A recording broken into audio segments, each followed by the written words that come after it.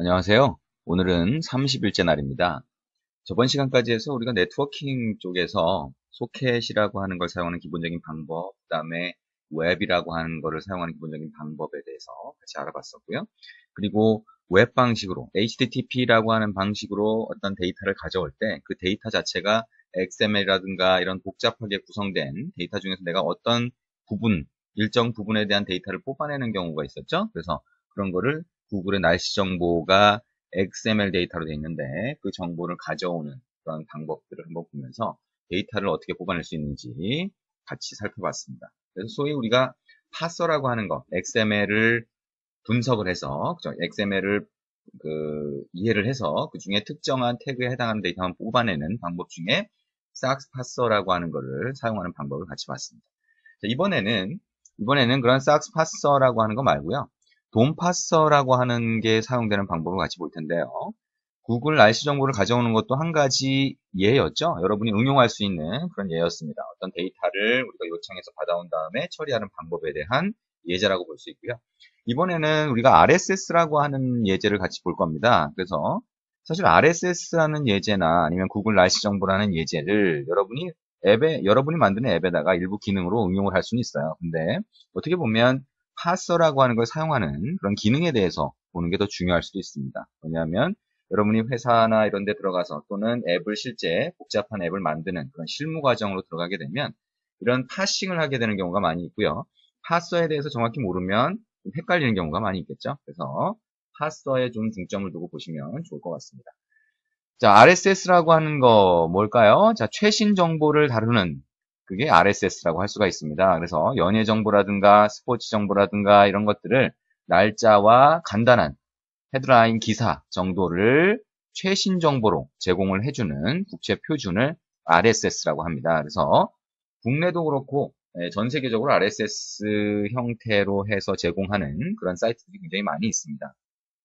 그래서 그런 사이트들에서 주는 정보를 내가 받아서 소위 RSS라고 하는 포맷에 맞게 파싱을 하면 이런 앱을 하나 만들어주기만 하면 여러분이 RSS 사이트에 대한 정보를 알기만 하면 어떤 사이트 주소를 알기만 하면 거기에서 동일한 방법으로 파싱을 해서 정보를 보여줄 수가 있는 거죠. 자, 그러면 RSS라고 하는 게 도대체 어떻게 생겼는지 한번 보도록 하죠. 지금 요거는 화면이 좀 작으니까요. 우리가 직접 웹 브라우저에다가 이렇게 한번 띄워봤어요. 자, 여기 보시면 주소가 여기 http 어쩌고저쩌고 해서 들어가 있죠. 그죠? 그래서 요게 중앙일보 사이트의 연예란입니다. 그래서 중앙일보 사이트에서 제공하는 연예 기사를 가장 최신의 것부터 이렇게 쭉 보여주는 겁니다. 그래서 요거를 만약에 여러분이 다시 리프레시를 하게 되면 금방 또 데이터가 바뀌어서 보이는 걸 보실 수가 있죠. 그래서 가장 최근의 최신 데이터를 여기서 간단하게 보여주는 겁니다. 그래서 여기 필요할 때 여기에다가 이미지를 같이 뿌려줄 수도 있어요. 그래서 이게 RSS라고 하는 거고요. 요거를 여러분이 웹 브라우저에서 소스 보기라고 하는 걸로 이렇게 보게 되면 소스 보기라고 하는 걸 보면 이런 형태로 보이게 되죠. 그래서 보시면 태그 자체가 XML로 되어 있는데 RSS라고 하는 태그로 시작이 돼요. 그리고 요 채널이라고 하는 게 있는데 이게 소위 RSS로 내가 기사를 볼 수 있는 그 문서의 포맷이라고 보면 됩니다. 이게 RSS 2.0 포맷이라고 하고요. 아까 제가 얘기한 것처럼 외국에도 이런 사이트가 굉장히 많이 있습니다. 그래서 여러분이 필요할 때 이런 정보를 RSS 포맷으로 파싱해서 봐야 되는 경우가 있을 수 있겠죠. 자, 그 다음에 여기를 보니까, 중앙일보 연예라고 하는 걸 타이틀이라고 하는 걸로 넣고, 어쩌고저쩌고 정보가 있는 다음에, 여기 보니까, 아이템이라고 하는 태그로 되어 있네요. 그죠? 그러면, 우리가 아까, 브라우저로 봤던 하나의 기사가 아이템이라고 하는 태그로 구성되어 있구나. 그리고 그 안에 보니까, 타이틀이라고 하면, 아까 타이틀 정보. 그죠? 그 다음에 여기 보니까, 펍데이트라고 하는 게, 날짜를 여기다가 추가를 해주고 있네요. 여러분이 만약에 이미지나 뭐 이런 태그가 있다라고 하면 거기에다가 이 기사에 대한 이미지를 간단하게 뿌려줄 수도 있습니다. 자, 여기서는 이미지가 없이 그냥 기사 정보만 아이템이라고 하는 걸로 사용을 했죠. 자, 그러면 이 태그에서 아이템과 타이틀이라는 이런 정도, 그 다음에 디스크립션이라고 해서 내용에 대한 태그, 이런 정도만 한번 기억을 하고, 이거를 과연 어떻게 앱에서 파싱을 할까라고 하는 거를 같이 소스를 보면서 파악을 해보도록 하겠습니다. 자, 여러분이 제공된 샘플 프로젝트 중에서 샘플 RSS 피더라고 하는 프로젝트 파일을 보시면 될 것 같아요. 그래서 이 프로젝트 파일을 보시면 RES 밑에 레이아웃 밑에 이렇게 XML 파일이 구성되어 있습니다. 그래서 main.xml을 열어보면 자, 이런 형태로 되어 있어요. 자, 어떻게 되어 있나요? 리니어 레이아웃이 있고 거기에 에디트 텍스트 하나, 버튼 하나. 한 줄, 맨 위에 한 줄에다가 인풋 박스 하나 하고 버튼을 하나 배치를 한 거네요. 그렇죠? 그게 다네요. 그러네요. 그죠? 아하, 근데 이거를 과연 어떻게 표시를 할까? 자, 우리가 이걸 한번 실행을 해보죠. 자, 이 앱을 한번 먼저 실행을 해보겠습니다. 어떻게 동작을 하는지. 자, 그래서 실행을 해보면 코드를 보기 전에 먼저 실행을 해보고 있어요. 실행을 해보면 우리가 아까 웹 브라우저로 입력했던 그 주소가 여기 딱 들어가 있어요. 그러면 결국엔 RSS로 제공하는 그 사이트 정보, 그죠? 사이트 정보를 여기다 입력한 거겠네요. 그 다음에 show라고 하는 버튼을 눌렀더니 업데이트 중이라는 다이얼로그 박스 뜬 다음에 이렇게 나오네요. 우리가 조금 전에 웹 브라우저로 봤던 정보하고 똑같죠? 그 다음에 여기 타이틀이 있고 디스크립션이라고 하는 태그에 해당하는 정보가 여기서 보이는 것을 볼 수가 있습니다. 자, 이런 식으로 이걸 보니까 리스트 형태로 되어 있네요. 그죠? 자, 리스트 형태로 되어 있어요. 아하, 여러 가지 처리를 안 해줬기 때문에 이렇게 누를 때마다 까맣게 보이는 그런 현상이 있긴 하지만 어쨌든 우리가 가장 기본적인 리스트 형태로 이거를 만들어준 거예요. 그러면 이렇게 리스트라고 하는 걸로 만들어주는 방법, 그거를 어떻게 하는지 한번 같이 보도록 할 겁니다.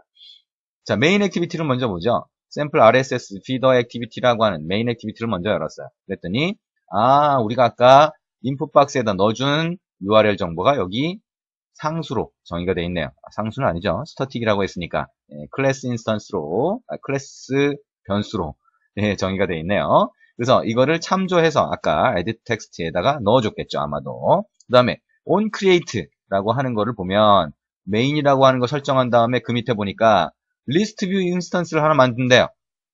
우리가 아까 XML 파일에서는 리스트 뷰가 보이지 않았는데 실행해 보니까 보였잖아요. 그죠? 그러면 코드상에서 리스트 뷰를 만들어준다라고 생각할 수 있겠네요.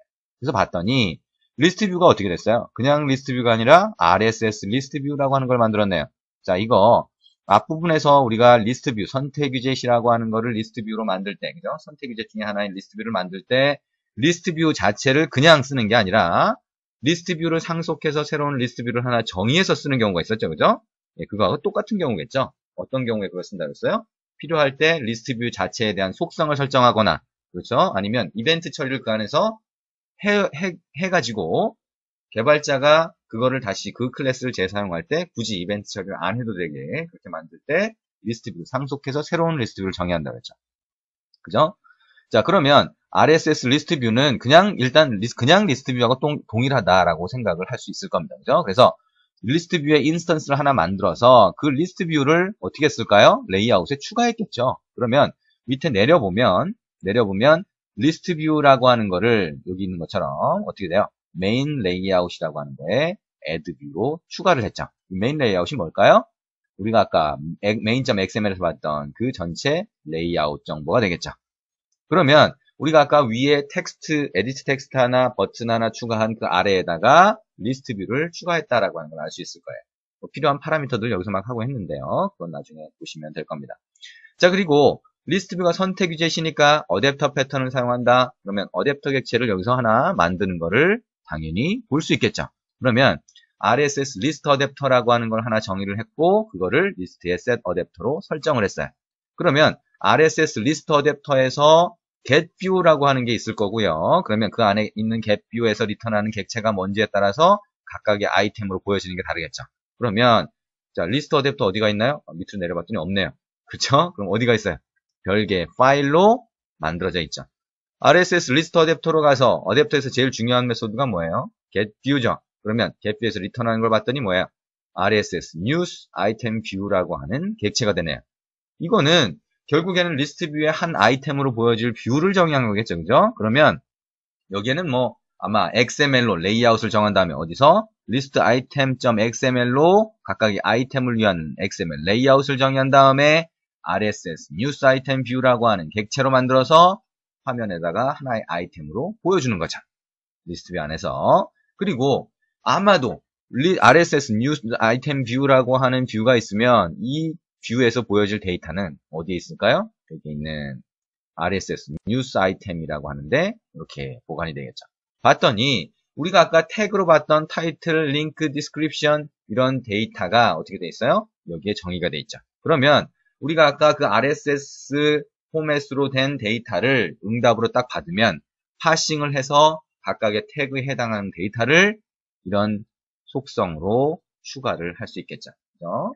이런 프로퍼티로 추가를 해서 결국에는 RSS 뉴스 아이템이라고 하는 요 하나가 리스트 뷰에 들어가는 하나의 아이템에 해당하는 데이터를 담고 있다. 그 다음에 그 각각의 아이템을 보여주는 뷰는 RSS 뉴스 아이템 뷰로 정의되어 있다라고 하는 거를 알 수가 있어요. 자, 우리가 리스트 뷰나 아니면 그리드 뷰를 정의할 때 이런 식으로 네 가지로 구분을 했었죠. 그죠? 그래서 이런 식으로 구분되어 있다라고 하는 걸 이해하실 수가 있을 겁니다. 자, 그러면 일단 기본적으로 뭔가 데이터를 보여주는 구조, 그 다음에 각각의 아이템을 위한 데이터를 정의한 구조를 확인할 수 있었어요. 자, 그러면 메인 액티비티로 다시 가서요. 자, 메인 액티비티로 다시 가서 우리가 버튼을 눌렀을 때 처리하는 코드를 한번 보도록 하겠습니다. 그러면 버튼을 여기서 show 버튼이라고 하는 걸 눌렀을 때 보니까 input 박스에서 데이터를 가져온 다음에 어떻게 해요? show RSS라고 하는 메소드를 호출합니다. 그러면 show RSS에서 데이터를 가져와서 보여주겠죠? 그러면 progress 다이얼로그를 하나 보여주고 업데이트 중이라고 보여주고 어떻게 해요? 스레드를 돌리죠. 자, 네트워킹을 통해서 데이터를 가져오게 되니까 스레드로 돌려야 화면이 블러킹이 안 되겠죠. 그래서 우리가 날씨 정보를 가져올 때도 마찬가지고 리프레시 스레드라고 하는 걸 사용해서 가져왔습니다. 그죠? 그러면 스레드 안에 run 메소드를 보면 되겠죠? run 메소드를 보니까 어떻게 됐어요? 우리가 구글 날씨 정보를 갖고 올 때는 SAX parser라고 하는 걸 썼기 때문에 SAX parser factory 뭐 어쩌고 저쩌고 이런 걸 썼었죠. 그죠? 근데 보니까 이거는 DOM parser라고 하는 걸 쓰는 방법이다 라고 얘기했었죠. 처음에. 그래서 보니까 document라고 하는 말이 들어가네요. 그죠? SAX라는 말이 들어가는 게 아니라 그래서 document라고 하는 거 결국엔 뭐예요? DOM parser라고 하는 거는 우리가 어떤 XML 데이터가 있으면 그걸 하나의 워드 문서 같이 문서로 만들어 주는 거예요. 그러면 처음부터 끝까지 다 읽은 다음에 문서로 딱 만들어주고 우리가 문서에서 워드 문서 같은 데서 어떤 특정한 글자를 찾고 싶을 때 어떻게 해요? find라고 하는 거를 이용해서 찾는 것처럼 이 다큐먼트 안에 들어가 있는 각각의 요소들 뭐예요? XML 태그라든가 이런 것들을 여러분이 직접 찾아줄 수가 있습니다.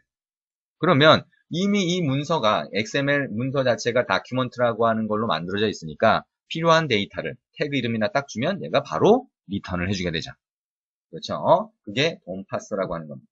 자, 그래서 여기 보니까 마찬가지로 SAX parser도 factory라고 하는 걸 썼는데 여기서도 document builder factory라고 하는 걸 만들어서 거기에서 new document builder라고 하니까 document builder라고 하는 게 나와요.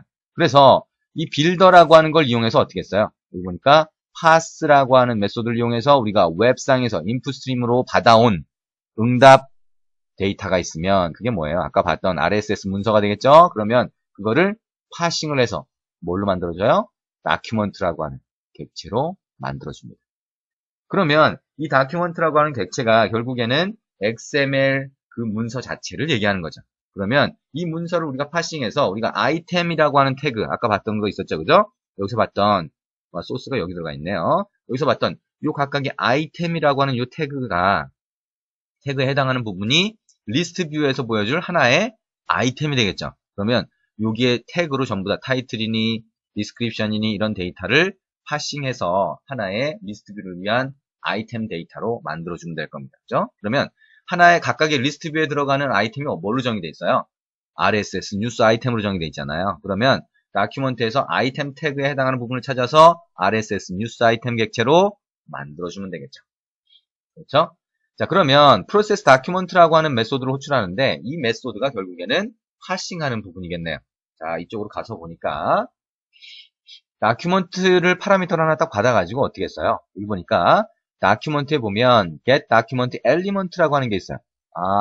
다큐먼트라고 하는 거 안에는 들어가 있는 요소들이 전부 다 element라고 하는 걸로 구분되어 있구나. 그 다음에 여기 보니까 아이템이라고 하는 태그 우리가 아까 있었잖아요. 그죠? 그걸 이용해서 뭔가 찾아낼 수 있어요. 그죠? 어떻게? get elements by tag name이라고 해서. 그러면 우리가 아까 아이템이라고 하는 태그 안에 들어가 있는 나머지 이런 데이터를 찾아낼 수 있는 거죠. 그렇죠? 그러면 노드 리스트라고 하는 게 아까 우리가 봤던 여기에 있는 이런 데이터가 노드라고 해서 결국엔 이게 리스트 형태로 리턴이 되는 거겠죠. 그렇죠? 그러면 우리가 노드 리스트라고 해서 여기서 받으면 그 노드 리스트에 대해서 어떻게 해요? 각각의 노드 정보를 dissect 노드라고 하는 새로운 메소드를 하나 정의해서 이 안에서 하나씩 분해를 하겠죠. 분해를 해서 RSS 뉴스 아이템으로 만들어졌어요. 이게 뭐예요? 리스트 뷰에 들어가는 각각의 아이템 데이터를 RSS 뉴스 아이템으로 만든 거죠. 그렇죠? 그래서 그거를 우리가 뉴스 아이템 리스트라고 하는 데다 추가를 한 거예요. 그러면 dissect 노드라고 하는 메소드에서 처리를 어떻게 하는지 가서 보면 노드 리스트라고 하는 게 있으면 그 리스트, 노드 리스트라고 하는 데서 어떻게 해요? 또 타이틀이라든가 링크라든가 디스크립션이라든가 이게 우리가 원하는 거잖아요. 그래서 이런 각각의 것들을 뽑아내면 엘리먼트라고 하는 걸로 되는데요. 그 엘리먼트라고 하는 거에서 내가 필요한 데이터를 뽑아낼 수가 있는 겁니다.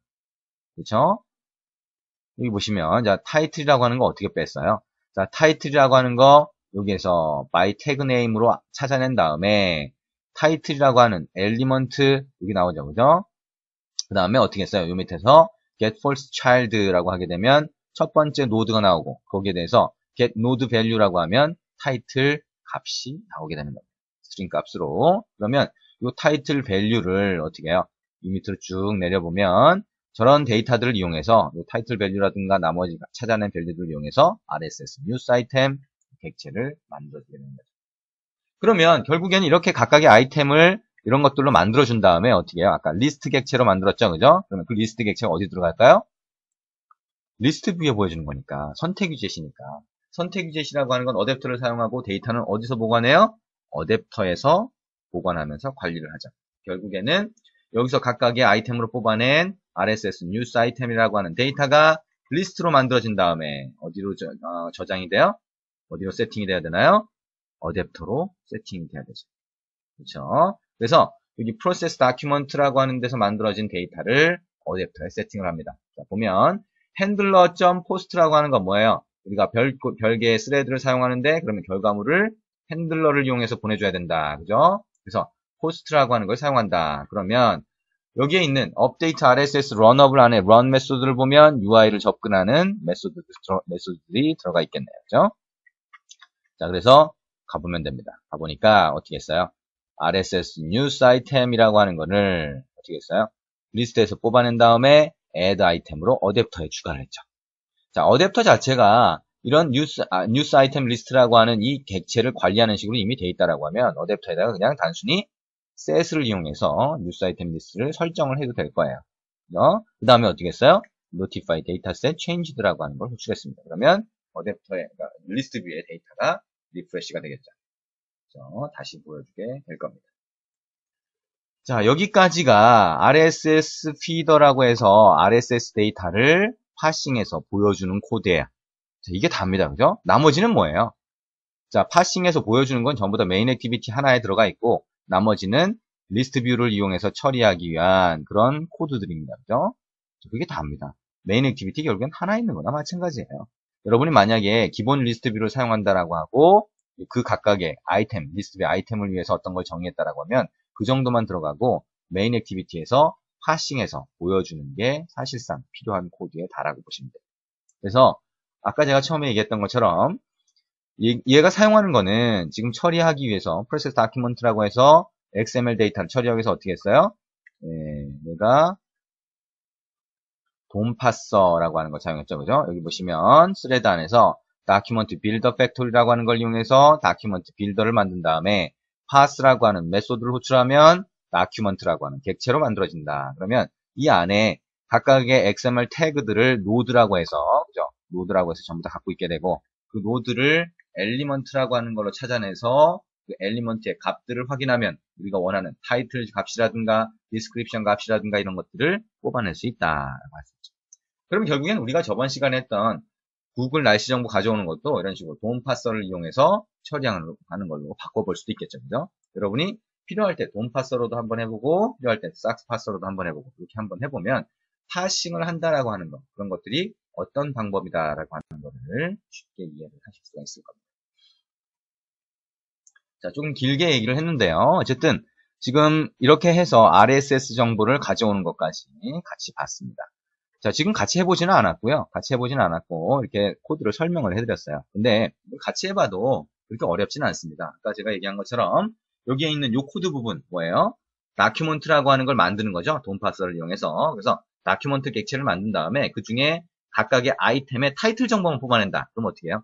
이 프로세스 다큐먼트 안에 들어가 있는 코드 중에서 노드 리스트로 이렇게 해서 쭉 뽑아낸 다음에 각각의 노드를 어떻게 해요? 네, 여기 보시는 것처럼 태그 네임으로 타이틀 엘리먼트를 찾아낸 다음에 그 다음에 어떻게 하나요? 밑에 가서 타이틀에 대해서 여기 보시는 것처럼 그 노드 값을 찾아내면 되죠. 그렇죠? 그렇게 해서 이 타이틀 정보만 그냥 텍스트로 하나씩 보여주겠다, 리스트뷰에다가. 그러면 리스트뷰 객체만 하나 만들어서 get뷰에서 리턴해주면 되는 거죠. 그죠? 이 데이터를 어댑터에 세팅을 한 다음에 그런 방식으로 처리를 하시면 됩니다. 자, 그게 이제 뭐 제대로 다 처리를 하려고 하다 보니까 이렇게 코드 양이 많아진 거죠. 자, 기본적으로 파서를 이용해서 파싱하는 코드 부분이 있고, 그 다음에 그거를 리스트 뷰에 보여주기 위한 코드가 있기 때문에 좀 많아진 거지만, 실제로 필요한 거는, 내가 웹으로 요청하고 그 결과를 받아서 파싱을 해서 보여주는 거다. 라고 하는 게 전체 코드라고 보시면 됩니다. 자, RSS에 대한 설명을 다 했습니다. 자, 이제 그 다음 부분을 좀 얘기를 해보려고 해요. 자, 그 다음 부분에 대한 거는 XML RPC라고 하는 겁니다. XML RPC. XML RPC는 뭐가 XML RPC냐? 자, RPC라고 하는 걸 먼저 좀 알아야 돼요. RPC가 뭐냐 하면, 자, 여러분이 만약에 처음에 했던 것처럼 소켓이라고 하는 걸 이용해서 서버를 연결을 한다라고 했을 때는 어떻게 해요? 우리가 해봤던 것처럼 서버 소켓으로 만들고 클라이언트가 소켓으로 연결하고 그 다음에 데이터를 주고 요청으로 주고 응답을 받을 겁니다. 그죠? 근데 우리가 했던 것처럼 단순히 헬로우, 안녕 이렇게 데이터를 보내고 나도 안녕 이렇게 해서 데이터를 받는 거 이런 것들은 굉장히 간단해요. 근데 만약에 여러분이 채팅 애플리케이션을 만든다. 어떻게 해요? 거기에다가 채팅을 내가 할 때 이건 채팅 메시지다 아니면 이거는 버디를 추가하는 메시지다 그렇게 하려면 어떻게 해요? 만약에 C라고 해서 C 땡땡 하고 뒤에 안녕을 붙이면 이거는 채팅 메시지니까 상대방한테 안녕만 뿌려주세요 라고 할 수 있죠. 그죠? 그 다음에 상대방을 버디를 추가하고 싶어요. 그럼 B 땡땡 해서 상대방 아이디를 주면 상대방을 내 버디로 추가할 수 있겠죠. 그런 식으로 여러분이 나름대로의 프로토콜을 정의해야 됩니다. 그리고 나름대로의 프로토콜을 정의해서 그거를 상대방이 또 파싱을 해야 돼요. 그죠? C라고 하는 C 땡땡은 이건 채팅 메시지. B 땡땡은 버디 추가하는 메시지. 그죠? 이런 식으로 파싱을 해서 보여줘야 됩니다. 자, 근데 이런 과정들을 일일이 하기가 너무 번거로운 거예요. 왜? 데이터를 주고 데이터를 받는 여러분이 해봤던 것처럼 인풋 스트림, 아웃풋 스트림에서 다 처리를 해야 되니까 복잡해지는 거죠. 이걸 왜 이렇게 복잡하게 하냐라고 생각을 하게 됩니다. 그래서 그걸 복잡하게 안 하는 방법이 있을 것 같아요. 왜? 우리가 보통 일반적으로 함수를 처리하듯이 만약에 내가 더하기라고 하는 함수가 서버에 있다라고 하면 add가 되겠죠. 그죠? 그러면 add라고 하는 함수를 로컬에 그냥 정의해 놓고 add를 호출하는 것처럼 단순히 서버에 함수가 있다고 생각하고 내가 add라고 하는 함수를 호출하면 더하기를 한 결과값이 넘어오면 좋겠네 라고 생각을 하는 겁니다. 그러면 중간에 어떻게 해요? add를 위한 데이터를 보내고 받고 하는 과정이 있잖아요. 그거는 내가 왜 신경 써? 라고 하게 되는 겁니다. 프로그래머가 그런 부분 신경 쓰지 않고 밑에 전부 다 자동화된 코드를 넣어주는 거죠. 그래서 내가 add를 하게 되면 add를 함수 호출하듯이 그냥 호출하면 나머지 데이터를 어떤 데이터로 포맷을 보내고 어떤 데이터 포맷으로 받고 이런 것들을 알아서 해준다는 겁니다. 그죠? 그래서 그렇게 알아서 해주는 함수를 밑바닥에서 이렇게 정의해 놓은 거예요. 정해놨어요. 그래서 내가 어떤 함수 호출하는 부분이 있으면 얘가 이걸 자동으로 변환을 해줘요. 그래서 데이터를 막 보내고 받아요. 근데 프로그래머는 뭐예요? add라고 하는 함수만 호출해주면 되는 거죠. 그러면 로컬에서 함수 정의, 메소드 정의해서 그걸 호출하는 것처럼 굉장히 간단해질 겁니다. 코드가. 그렇죠? 근데 이렇게 그런 장점이 있는데 이렇게 밑바닥에서 왔다 갔다 하는 게 우리가 소켓에서 그냥 데이터만 왔다 갔다 보내고 C 땡땡, B 땡땡 이렇게 구분하는 게 아니라 XML로 구분해요. 그래서 내가 호출하는 add라고 하는 함수는 여기 있는 것처럼 메소드 name이라고 하는 데 집어넣고 예를 들면 이런 식으로 쭉 XML로 구성합니다. 그래서 그거를 XML RPC라고 해요. 자, RPC라고 하는 거, 리모트 프로시저 콜이라고 합니다. 지금 좀 전에 얘기한 것처럼 프로시저, 원격지에 함수가 있는 것처럼, 메소드가 있는 것처럼 호출하는 거예요. 메소드를. 그죠? 근데 밑바닥에서 왔다 갔다 하는 게 XML이라서 XML RPC입니다. 밑바닥이 어떻게 XML로 왔다 갔다 하는지, 뭘로 왔다 갔다 하는지 여러분이 알 필요는 없어요. 왜? 아까 얘기한 것처럼 밑바닥에서 왔다 갔다 하는 데이터를 추상화해서 내가 신경 쓰지 않아도 되게 만드는 게 RPC라고 했어요. 그죠? 그러면 XML이든지 뭐든지 상관이 없죠. 근데 어쨌든 밑바닥을 XML로 왔다 갔다 하게 만들어주는 게 XML RPC다라고 하는 것만 생각을 하시면 돼요. 자, 그러면 이게 뭐 얼마나 대단하길래 이걸 자꾸 얘기하냐. 자, 일단 코드 양이 줄어든다라고 하는 게 가장 큰 장점이에요. 그러면 얼마나 코드 양이 줄어드는지 그걸 한번 보도록 하겠습니다. 자, 여러분이 샘플 XML RPC라고 하는 프로젝트 파일이 하나 있을 겁니다. 그걸 로딩을 해서 보시면, 자, 여기 보시는 것처럼 코드가 여러 개가 있어요.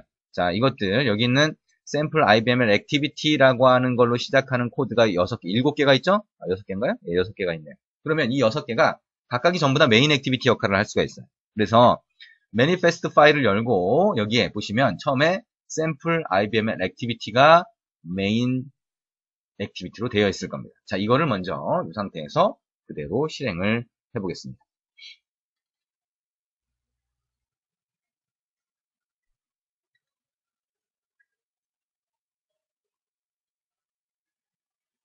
자, 실행을 해보면 여기 뭐 인풋 박스가 하나 있는데요. 인풋 박스에 뭔가 입력할 필요 없이 그냥 커넥트라고 하는 버튼을 한번 눌러보시면 돼요. 자, 그러면 밑에 텍스트 뷰가 하나 있어서 텍스트 뷰에 메시지가 뿌려져요. 근데 메시지 뿌려지는 걸 잘 보시면 여기에 클라이언트가 어쩌고 저쩌고 해서 IP 주소하고 포트 정보가 나옵니다. 이게 뭐냐면 요 IP에 해당하는 서버가 테스트 서버예요. 그래서 이쪽으로 이 포트로 연결을 했다는 겁니다. 그죠? 그 다음에 어쩌고 저쩌고 메시지가 나오는데 그 다음에 맨 마지막에 보면 Hello Android Town이라고 하는 메시지가 찍혀진 걸 볼 수 있어요. 자, 이게 뭐냐면 서버 쪽으로 이 메시지를 보낸 거예요, 얘가. 그 다음에 여기로 그 다음에 그 응답을 받아서 찍은 겁니다. 그러면 일반적으로 우리가 소켓 부분에서 했던 것처럼 이 데이터를 아웃풋 스트림을 만들어서 보내고, 그죠? 라이트를 하고, 그 다음에 이쪽에 서버에서 그대로 다시 이 데이터를 보내준다라고 하면 인풋 스트림으로 만들어서 리드를 해야 되겠죠, 그죠? 그런 코드가 생각이 날 겁니다, 그죠? 소켓이라고 한다면, 또는 웹이라고 한다면 마찬가지로 데이터를 요청하고 받겠죠. 자, 근데 이 코드가 소위 XML RPC라고 하는 데서는 어떻게 구성이 되는지 한번 보도록 하죠. 자, sample IBML activity.java를 한번 보도록 하겠습니다. 자, 소스를 보면 맨 처음에 URL이 나와요. 이게 아마 아까 인풋박스나 이런 데서 설정을 해주든지 아니면 내부적으로 아까 IP 접속하는 정보를 추가를 해준 거겠죠. 자, 일단 내려가 보죠. 자, 다른 건 다 모르겠는데 onCreate 안에서 버튼을 눌렀을 때 처리되는 거 런치라고 하는 메소드가 호출되네요. 런치라고 하는 메소드 안에 들어가 봤더니 이 부분이 있어요.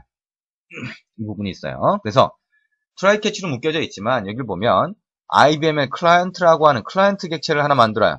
이게 뭔지 모르지만 어쨌든 클라이언트 객체를 하나 만드는데 이 객체 밑에 보면 클라이언트의 execute라고 하는 메소드 호출을 하나 하는 걸 볼 수 있습니다. 그래서 이 클라이언트의 execute라고 하는 거는 요 뒤에 있는 함수를 호출하는 거예요. 핸들러 name이라고 하는 게 뭔지 가서 봤더니 echo로 돼 있네요. 이게 뭐냐? echo.execute라고 하는 함수를 얘가 호출하는 겁니다. 그러면 함수는 뭐예요? add라고 하는 함수를 생각하면 add의 파라미터, 첫 번째 파라미터 인티저 a가 들어가고 인티저 b, 두 번째 파라미터가 들어가면 결과값으로 더하기에 해당하는 인티저 값이 나온다라고 했을 때 함수는 뭐예요? add라고 하는 함수가 됩니다. 그러면 여기서도 echo라고 하는 객체에 execute라는 함수를 실행했다는 거예요. 뭘로? 파라미터를 줘서. 파라미터는 벡터라고 하는 걸로 되어 있습니다. 여기죠. 벡터. 그래서 이 벡터에는 여러 개의 파라미터를 여러분이 그냥 add로 추가하면 몇 개고 추가를 해서 서버 쪽으로 보낼 수가 있어요. 그 다음에 서버에서 받은 데이터를 보면 뭐예요? 또 똑같이 response라고 벡터입니다. 그러면 여기는 결과값이 또 마찬가지로 몇 개든 여러 개가 넘어올 수가 있어요. 결국에는 여기서 한 건 뭐냐면 클라이언트라고 하는 객체 하나 만들고 해준 거는 execute 하나 해준 것밖에 없어요.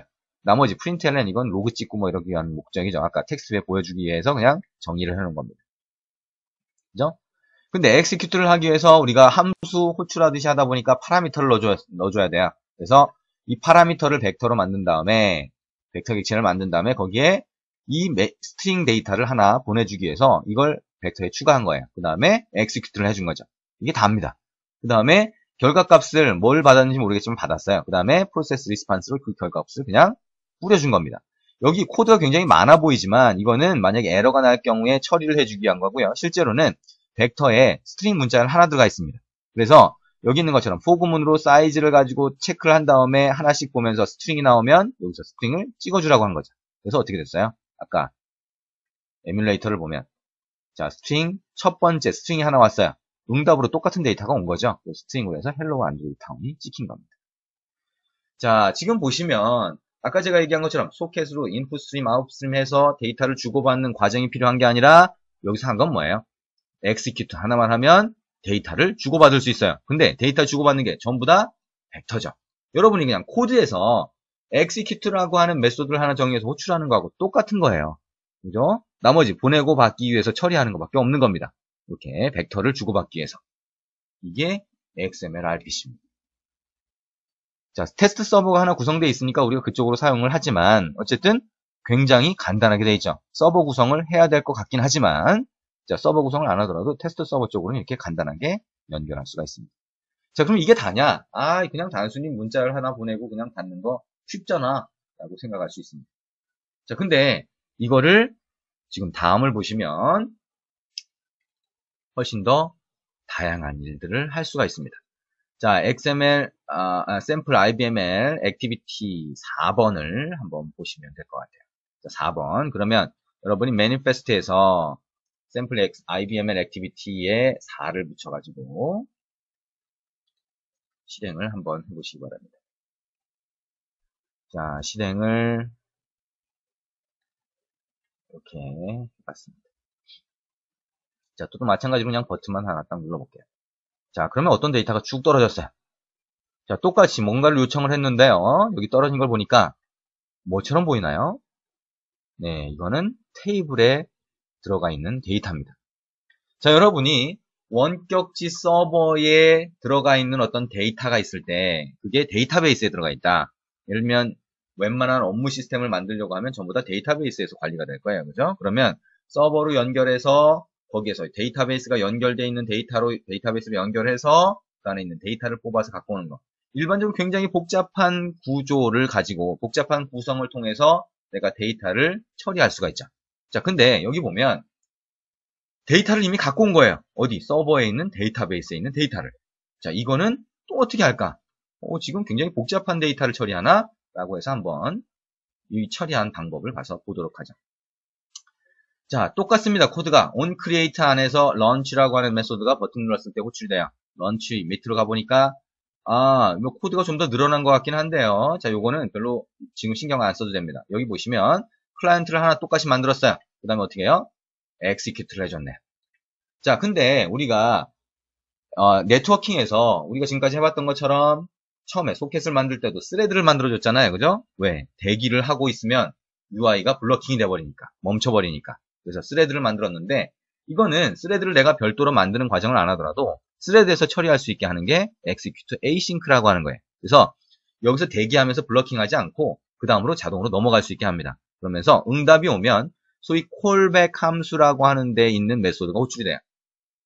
이해되시죠? 그죠? 아까처럼 리스판스를 받는 게 아니라 얘는 그냥 callback이라고 하는 객체를 하나 만들어서 던져주고 그냥 넘어갑니다. 그죠? 나머지는 똑같아요. 자, 파라미터라고 해서 벡터를 넘겨줬는데 여기에 있는 요 첫 번째, 두 번째는 그냥 의미 없는 겁니다. 세 번째, 뭘 넘겨줬을까요? SQL 문장을 넘겨줬습니다. 자, 그러면 SQL 문장 뭐로 돼 있냐면 여기 있는 것처럼 select, id, name, age, 그 다음에 test customer로 돼 있습니다. test.customer라고 하는 테이블이 서버에 정의가 돼 있어요. 미리 하나 넣어놓은 거죠. 그래서 그 테이블에서 id, name, age, mobile을 갖고 와라라고 하는 겁니다. 그래서 이 SQL을 파라미터로 하나 넘겨준 거예요. 그리고 여기에 있는 원격지 함수 mdbc라고 하는 게 하나 정의가 되어 있는데요. 걔를 호출을 한 거죠. 그랬더니 뭐가 왔을까요? 자, 이거는 스레드를 통해서 처리가 되는 거라서 여기에 있는 콜백을 넘겨준다 그랬죠. 그죠? 그러면 정상적으로 처리가 되면 핸들 리절트가 호출이 됩니다. 그래서 그 핸들 리절트의 결과로 뭐가 넘어왔어요? 벡터 객체가 똑같이 넘어왔어요. 벡터 객체가. 그래서 이 벡터 객체가 넘어온 거를 또 뭐 에러가 있을 수 있으니까 처리를 해주는데 그 중에 바이트 어레이로 넘어온 게 있어요. 그러면 그 바이트 어레이가 여기 있는 것처럼 M 테이블이라고 하는 걸로 복원이 됐습니다. 이 M 테이블은 뭐냐면 버추얼 테이블이에요. 여러분이 데이터베이스 같은 데서 커서, 아직 뭐 하진 않았지만요. 커서라고 하는 걸 다룰 때, 또는 기존에 자바를 해보셨다라고 하면 데이터베이스 쿼리를 하면 리절트 셋으로 오잖아요. 그죠? 그것처럼 테이블 구조, 관계형 데이터베이스의 테이블 구조로 메모리상에 만들어진 게 M 테이블입니다. 얘가 뭐냐? 아까 우리가 SQL문을 서버에 보내잖아요. 그러면 그 SQL문에 해당하는 결과물을 만들겠죠. 그거를 보내오면 그거를 그 동일한 결과물 테이블로 복원을 한 겁니다. 그러면 이 안에 우리가 아까 select id name 이렇게 해서 커스터머 테이블에서 가져온 그 데이터가 테이블 형태로 들어가 있다는 거겠죠. 그렇죠? 그래서 여기서 보면 print m table이라고 해서 그냥 여기처럼 이렇게 찍어줄 수 있는 거예요. 자, 버추얼 테이블이니까 버추얼 테이블 안에 뭐 칼럼이 몇 개가 있고 레코드가 몇 개 있고 그래서 그 데이터를 이렇게 만들어준 거죠. 자, 이 찍어주는 건 코드가 복잡해 보이지만 어쨌든 저렇게 테이블 객체로 만들어져 있으니까 이걸 여러분이 리스트로 보여주던 아니면 텍스트에 보여주건 다 할 수 있겠죠. 자, 결국엔 뭐예요? 우리가 XML RPC라고 하는 거, 내가 함수를 호출하듯이 서버에 정의된 어떤 함수를 호출하는데 파라미터를 던져주는 거예요. 그럼 어떻게 돼요? 그 결과가 벡터 데이터로 넘어온다는 거죠. 근데 여기처럼 원격지에 있는 데이터베이스도 SQL문 하나만 넘겨줬더니 결과물이 M 테이블이라고 하는 버추얼 테이블로 넘어왔어요. 이거를 여러분이 조작을 하면, 그죠? 리스트뷰로 보여주든 뭘로 보여주든 다 가능하다는 겁니다. 자, 이렇게 간단하게 여러분이 원격지에 있는 데이터베이스까지 접근할 수 있습니다. 자, 코드 양이 얼마 안 돼요. 그죠? 나머지 이걸 뭐 프린트 해주고 이런 것 때문에 코드가 지금 함수가 좀 많아졌지만 실제로 처리를 하는 코드 부분은 몇 군데 안 됩니다. 몇 줄이 안 돼요. 자, 이게 XML RPC의 장점입니다. 지금 우리가 여기서 사용한 IBML 이런 클라이언트는 XML RPC를 바이너리 형태로 바꿔준 거예요. 그래서 훨씬 더 작은 데이터를 가지고 효율적으로 처리할 수 있게 만들어준 겁니다. 그래서 여러분이 사이트에 안드로이드 타운이라는 사이트에 자료실이나 아니면 그 출판사적 소스나 이런 쪽에 보시면 모바일 서버 설치 파일이 있습니다.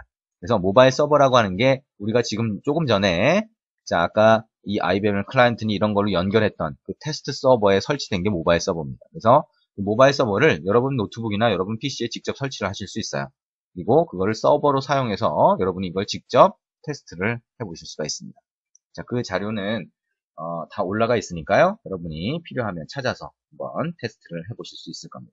자, 그래서 여러분이 지금 만약에 정말 모르겠다 이거 처리하는 거 나 잘 모르겠어 라고 하게 되면 서버를 만약에 직접 구축할 수 있다라고 하면 구축한 다음에 설치를 한 다음에 그 안에 설정을 좀 하고요. 그 다음에 테이블만 만들면 돼요. 그 다음에 어떻게 해요? 그 테이블에 데이터를 넣거나 뽑거나 하는 건 어떻게 해요? SQL문만 지금 여기 코드처럼 실행을 해서 결과를 받아가지고 앱상에서 처리를 하시면 됩니다. 자, 이걸로 실제 여러분이 앱을 만들어서 사용을 하실 수도 있습니다. 자, 이거는 실제 상용으로도 많이 사용이 되는 그런 방법이니까요. 여러분이 XML RPC라고 하는 거, 한 번쯤은, 이런 거구나 정도는 봐두실 필요가 있습니다. 그리고 일반적으로 서버 자체를, XML RPC 서버를 직접 하나, 구성이 된 거를 하나 만들어 보고 싶다라고 하게 되면, 여러분이 아파치 사이트에 가보시면, XML RPC 서버 같은 것들이 오픈소스로 된 게 많이 있습니다. 그래서 그걸 이용해서 변형을 하시거나 직접 구성을 하실 수도 있습니다. 자, 여기까지 해서 XML RPC라고 하는 거에 대해서 설명을 했습니다. 자, XML RPC라고 하는 것도 지금 예를 들어서 서버를 구성하고 서버의 각각의 아까 우리가 echo라고 하는 함수나 add라고 하는 함수나 이런 걸 정의해야 된다 그랬죠. 그죠? 그런 과정을 해보려고 하면 여러 가지 과정들이 또 필요합니다. 그래서 나중에 그걸 또 설명할 수 있는 기회가 있을 거라고 생각이 됩니다.